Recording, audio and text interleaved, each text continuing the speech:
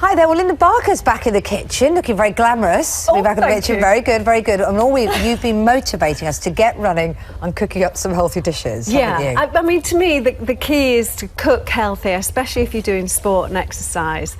So this is one of my favourite recipes, and I think it's dead easy, but it's good protein, it's good carbohydrates that kind of nourish you and fill you up. So you want that kind of satisfied feeling, but big on tastes and flavour. Love it. Okay. So it's my wonderful one-pot chicken, I'm calling it. Go for it, go for it. We're starting with a casserole dish. And really, I want to encourage people not to eat out of packets and just show them how simple cooking can be. Yeah, that's the key. because when you are trying to squeeze an exercise, it's hard enough to squeeze everything else.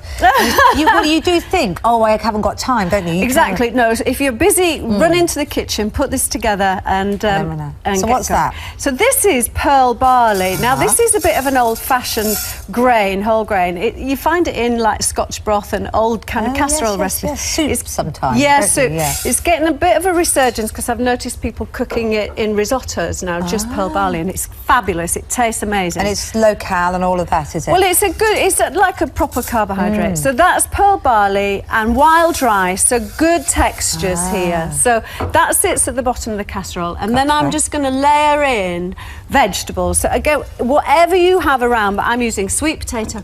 I'm using celeriac, which is fantastic. I love celeriac. I do. It's so good for you as well. So lots and lots of veg. You know, I am big on my veg, and you need loads of it. So just chop kind of long slices. Okay. You know, like that. Not too thin, or else it'll go too soft. So nice and chunky. Layer it all up, and then onto that, I'm going to pour my stock. So I've got good vegetable or chicken stock, just like I don't know, a big litre. Just cover the veg. Lovely. That goes on, and then onto that I am going to put some tomatoes, whole tomatoes. Okay. Just sprinkle those on. They sort of cook down and go nice and soft, and they are really good on flavour. Really, really good on flavour. And quite a lot of garlic.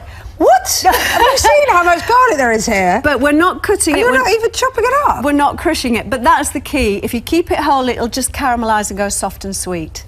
So quite a lot. I'm going to be convinced about this. Okay, good. I'm going to convince you. All right. And then on goes my chicken, and I'm using chicken thighs because I think they taste so much better. And you put them, you're not even like searing them off? Honestly, I'm not doing anything.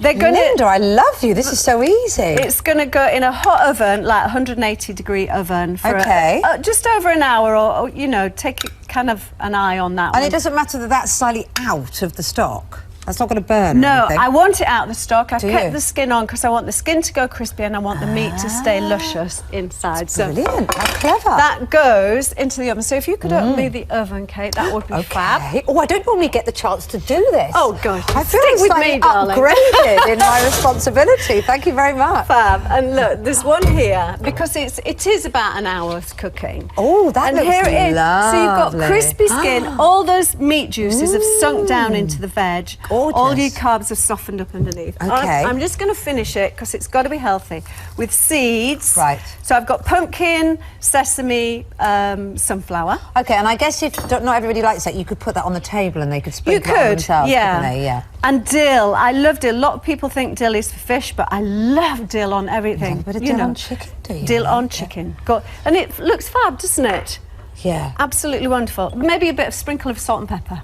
Just a tiny bit. Just fantastic. Well, let's just go and remind ourselves how we did this, because I think we're all going to try this one, aren't we? I'm going to serve it up. Okay. Layer the bottom of a large casserole dish with pearl barley and wild rice, and then all the thinly sliced vegetables. Cover with the hot stock and then scatter over the cherry tomatoes and garlic. Next, lay the chicken thighs on top of the vegetables and season with salt and pepper. Bake in a hot oven for an hour and a half so that the rice and the barley are just cooked and the chicken is moist and crispy. Finish the casserole with a sprinkling of toasted seeds and freshly chopped dill. Serve with buttered kale. Oh, it's looking good. Go on, serve us out, because I'm very impressed with the way this looks. It looks amazing, doesn't it? So the You've just chicken got like a big stack. Yeah, of how pretty is goodness, it? yeah. You know, you eat very with your posh. eyes as well as your taste You buds, and do, it's got to you look do. fab. So there you go. You know, you come in, you do your casserole. And you just serve it like that, would you? I'm going to put some kale with it. Again, a bit of an overlooked vegetable, which I really love at the moment. It's getting a bit of a popularity high on the... I'm going to try. I'm going to go for this because I want to check out your garlic theory. Oh! And importantly, the pearl barley. I just think it's got such a good texture, hasn't it, pearl barley? That is lovely and actually not too garlicky.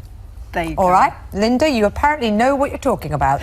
Absolutely brilliant. Thank you very much indeed. That's lovely. I'm going to do that on Sunday. That's perfect. Wonderful. Today's recipe and all the recipes Linda's been sharing with us all this week, you can log on to our website, itv.com/Lorraine. Now, still to come, Monday, Linda Barker launch Mums on the Run, because we want to get you all running. So log on and get involved. Here's Linda to tell us more.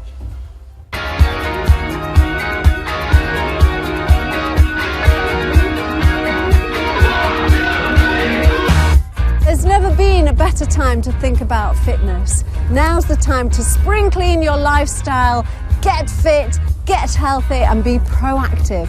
Here are a few words of wisdom from our celebs. My tips for going on a run: if it's a short distance, make sure that you've got some water with you and a mobile phone in case you get bored and you want to come back. Put a good tune on as well and just escape. I have Mr. Brightside by the Killers. It's my favourite song to run to, and I sometimes can listen to that 6 or 7 times in a row, but it will keep me running. It's so important to eat well when you're running or doing any form of exercise, because it's your fuel. So it's just like, I think it's Paula Radcliffe who once described it as if you filled your car up with the wrong fuel, it wouldn't work, and that's the same for your body. It's really important to fill up with good energy foods and obviously a bit of chocolate. My mum's a personal trainer, so she's kind of like given me that gene of just loving running, and it clears my head. If you're finding it tough, then speed walk. There's no shame in it. I don't care as long as I get across that finish line.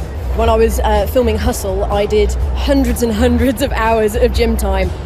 I'm definitely outdoors now. I think you should always Vaseline your feet. Sounds weird. Don't just dab them gently, lacquer the stuff on, and you will probably find that you don't get blisters. I personally prefer to just run outside, listen to the sounds that are going on, use it as thinking time, just get out there and do it. Persevere, because when you first start you don't think you can do it and you think you get out of breath, but you do get over that hurdle, and I know, and I am, I'm the proof of that. Good luck everyone, stay focused, get to the finishing line.